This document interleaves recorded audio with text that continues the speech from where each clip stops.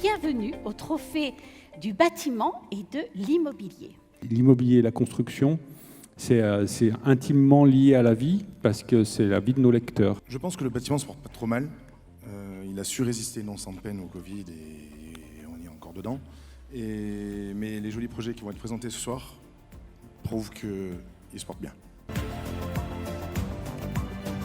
Le lauréat est le Clos des Humbert, opération de construction innovante en bois-paille. L'idée, c'était vraiment de voir comment on pouvait aller un peu plus loin, chercher des matériaux, expérimenter pour pouvoir, je l'espère, demain les reproduire à plus grande échelle. On vient limiter un petit peu l'étalement urbain.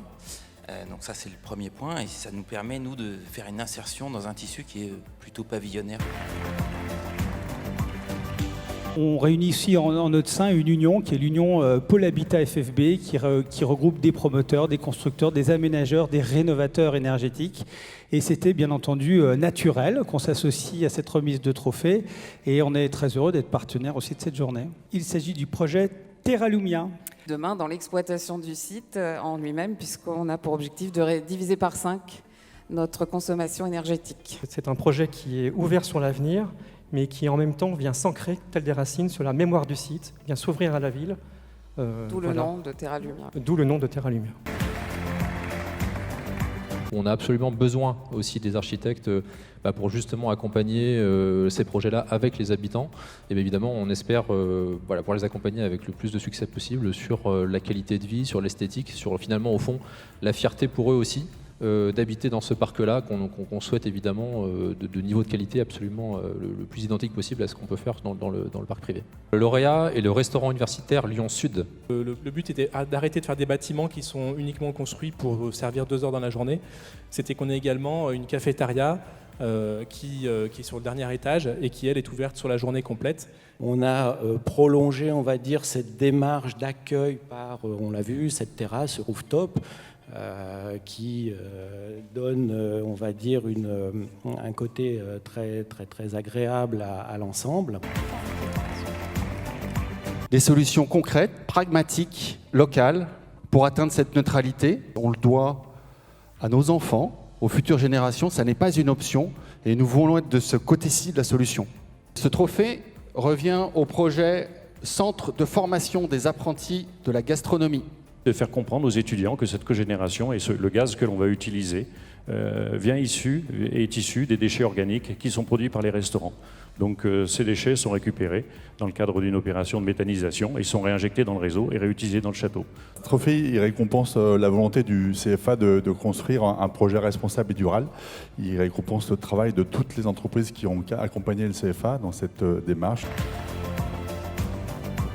C'est la particularité de l'auxiliaire, c'est que le conseil d'administration est composé uniquement d'entrepreneurs, ce qui en fait la seule mutuelle d'assurance pour les pros du BTP, c'est-à-dire tous nos entrepreneurs qui sont clients depuis près de 160 ans chez nous. Le jury a choisi la réhabilitation de la salle de sport de Civrieux-d'Azergues. Tout ce qui est un environnement proche, gestion des déchets, de la pollution, qui est mieux géré. Il faut savoir que notre salle des sports aussi était centrale, était à proximité d'une école, et donc du coup, il y avait beaucoup de nuisances de tout déconstruire. C'est des projets qui étaient un peu d'accumulation, et donc l'idée, ça a été, par rapport à ce projet-là, c'est de lui redonner une nouvelle image. On avait carte blanche, donc on a gardé la grande salle, et on l'a épuré en fait de tout ce qui l'entourait. La mixité, elle a été construite par la ville au sein du quartier. Alors nous, on est très fans de la mixité parce que quand il y a des bureaux autour de nos centres commerciaux, ça fait des clients supplémentaires pendant la semaine. Et quand il y a des logements autour de nos centres commerciaux, ça fait des clients pendant le week-end. Donc vous voyez, on est extrêmement fans de ça. Et d'ailleurs, on construit des logements sociaux en ce moment à Paris, à Montparnasse. Et bien, le gagnant est le projet de réhabilitation de la résidence Les Solets. C'est une résidence de 64 logements qui date de 1986, avec des problématiques techniques, des sujets sur la thermique, mais également des problématiques liées au vieillissement, puisque un tiers de nos occupants avaient plus de 65 ans, mais également de pouvoir se réapproprier des espaces et des usages extérieurs. L'essentiel de l'objectif, c'est pas forcément d'être très ambitieux, mais d'être très efficace, avec des dispositifs pérennes, qui durent longtemps, qui demandent peu d'entretien, et vraiment de revaloriser par ces dispositifs de basse technologie allié à la revalorisation de la résidence. On met à disposition de nos clients à peu près, quelques chiffres, 1200, 1300 pelles.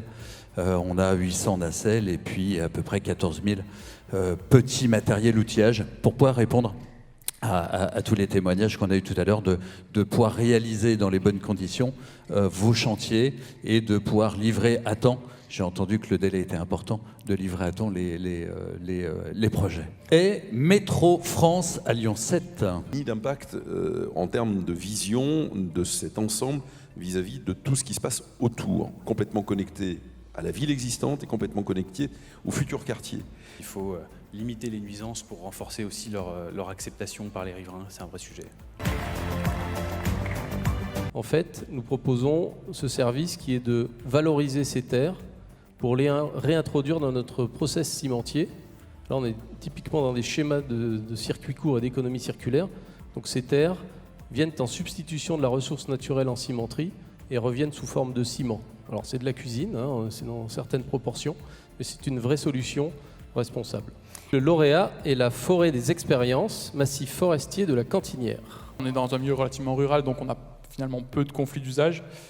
La difficulté, elle a plutôt été sur concilier les trois vocations de la forêt qui sont quand même produire du bois, de matériaux renouvelables, dont le public a largement parlé aujourd'hui, protéger la biodiversité, relativement malmenée dans ces contextes de réchauffement climatique, et effectivement accueillir le public. On a associé donc l'ONF, on a associé la maison familiale, des charpentiers locaux, des scieurs locaux pour essayer d'amener des agencements dans cette forêt sans perturber la nature.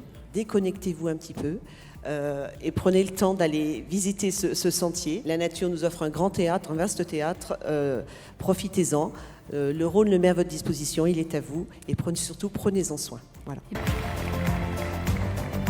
L'innovation cette année, c'est précisément le trophée du public. Mettre en lumière les gens qui ont participé à toutes ces réalisations, là, c'est vraiment une soirée magnifique, ne serait-ce que pour ça. Le projet Coup de cœur du public est le village de la Poste Lyon.